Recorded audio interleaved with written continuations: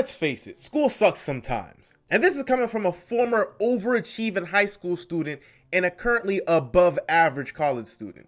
School is supposed to be a place where people seek out a higher form of education. But sometimes they're the setting to unadulterated chaos, dysfunction, and downright madness. Today, we are looking at some of the most dysfunctional schools ever conceived by the minds of writers. From schools plagued by cliches and cruelty to institutions of higher learning, where the term higher seems like a cruel joke, these schools are anything but ordinary. So grab your textbooks and sharpen your pencils because class is in session. Prepare to be shocked, amused, and perhaps a little bit thankful that your own school days weren't quite as harrowing as those we're about to explore. But before we start, don't forget to like, comment, and subscribe because a kid is trying to make it out of the trenches. Without further ado, let's begin. Let's start off with a classic, a school that was designed for differently abled youngsters. We're talking about Xavier School for gifted youngsters. We got Professor X rolling around in his fancy wheelchair talking about mutant pride and embracing your powers. But let's be real. Dude's got a secret underground lair and a bunch of kids running around with more issues than Playboy Cardi fans. If anyone told you that there was a middle-aged man who keeps kids in his basement, we would call him the next Epstein. We would have to call in SEAL Team 6 to save him. I mean, sure, these kids do need a safe place to stay and learn about their mutant powers because the world hates them. But let's not forget the elephant in the room. Magneto, the United States government, and a bunch of other of Xavier's ops have consistently blown up and attacked this school. You can hardly call this place a safe environment if your school has an evacuation route in case the school blows up. Also, what do these kids exactly learn? Mutant Ethics 101? Advanced Danger Room training? Is that what you call a class? I don't even think half the staff is qualified to be teachers. I understand Wolverine teaching history because, shoot, he's living history. But he's not the most, let's say, mentally stable all the time. What if a student starts listening to anime openings in class and he starts having flashbacks to his time in Japan and he starts attacking the kids? What then? Funny story, in middle school, I actually had a substitute teacher who was a Vietnam War veteran, and when the bell would ring, every time he would duck under his desk like there was a bomb thrown at him. Remember guys, take care of your mental health. I mean, it really sucks that this school is the best option for most mutant kids, but I guess it's better than rotting in a penitentiary. Or maybe it isn't because you also have to become a child soldier. And you also have to deal with these hormonal teenagers and their superpowers. Up next, we got East High from High School Musical. Where do I start with this lunacy that they call a school? Now, I know you love the Wildcats and their musical numbers, but let's be real. East High isn't exactly Harvard. First, you got Troy Bolton, the basketball star with dreams of singing on Broadway. Now, I don't know about you, but last time I checked, basketball and show tunes don't exactly go hand in hand. Just ask LeBron. Call the cops. I don't even think this man would be on the team if his dad wasn't the coach. I know he's supposed to play point guard, but come on now. This man is 5'8". He was not making it to the league. And let's talk about the faculty. Coach Bolton, the basketball coach who's more interested in winning championships but can't draw a proper play to save his life, was being carried by the talent of his players. He's like Darvin Ham before Darvin Ham was Darvin Ham. The man has CTE when it comes to the game of basketball. And Miss Debris, the drama teacher who's more dramatic than her students, I mean, who assigns a musical about the winter holidays in the middle of the summer? The fuck is wrong with this lady? The student body isn't any better. You got your jocks, your brainiacs, your drama nerds, and your hip-hop dancers. I love to pop and lock and jam and break. Is that even legal? Watching this movie really made you realize how wild some of these people are. Because in one scene, you got them singing about how they need to stick to the status quo. You have my man Zach here saying he wants to cook and not only be known as a basketball player. And they basically told this man, nah, you gotta shut up and dribble. And you have Chad on the sidelines co-signing this mess during Black History Month. This brother is lost. Somebody call Dr. Umar. Nah, I got this. I'm also never gonna forgive this movie franchise for trying to convince us at a young age that having a summer job as a teenager was going to be fun. No, the fuck it isn't. I had a cookie thrown at me during my first summer job. I see why they're called wildcats, because these people really do act like some wild cats. Next on the list is Tokyo Metropolitan Jujutsu Technical High School. Damn, I almost ran out of breath saying all that. The main character of the series, Yuji Itadori, accidentally eats a cursed finger and ends up enrolling in this school. Now, I don't know about you, but a lot of people in high school have to fight their own personal battle with their inner demons. But these kids at Jujutsu High School have to fight literal demons. You have Principal Yaga, the wise old man with a penchant for assigning suicide missions to his students. Imagine explaining all of this at a parent-teacher night. So your child's insides can be liquefied by a cursed spirit at any point in the semester. We also have an end of the year field trip to Shibuya. So do you have any questions? You have their teacher Gojo, who is the strongest sorcerer, who I think has only taught his students like twice. I don't even think these kids learn anything at this school because they're never in class. You also have Yuta, who was studying abroad in Kenya doing who the fuck knows what, while his classmates were getting clapped left and right during Shibuya. But hey, at least they got teamwork, right? I mean, who wouldn't want to fight alongside a bunch of strangers against an army of bloodthirsty monsters? If he's not suffering from chronic procrastination or his boba addiction, then he's making amazing videos. Smiling Observer will be back.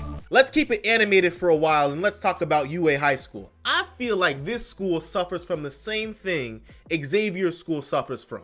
You know, the fact that they're also training child soldiers. Why are these kids taking down terrorist organizations and mass murderers? Half of these kids are barely old enough to drive.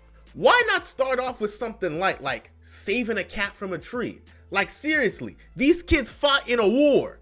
2 wars. Come on now. The principal of this school is a mouse. You can't even enter the hero course in this school unless you have a flashy quirk or a quirk that's applicable to hero-like situations. Whatever the fuck that means. I'm pretty sure if there's a hostage situation and someone disarms the captor, that power is way more useful than something like having a fucking tail. Let's not forget that these kids have been in multiple domestic terrorist attacks and still got to go to the same school where these attacks took place. You got the USJ incident where a group of villains just busted into the school, and the forest training camp where they found out that they might have a spy but haven't done anything to flush them out. So every day that they're at that school, they have the potential for another terrorist attack on the student body. Moving right along, we got East Highland High School from Euphoria.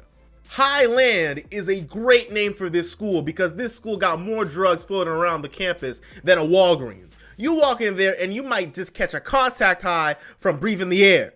Listen, I don't even watch this show for real, but even I know some of the crazy things that have happened in this school on this show. I remember the episode where Kat was in the principal's office because of her tape, and she completely gaslights the principal by saying, "How do you know it's me on the tape, huh? Is it because we're both fat?"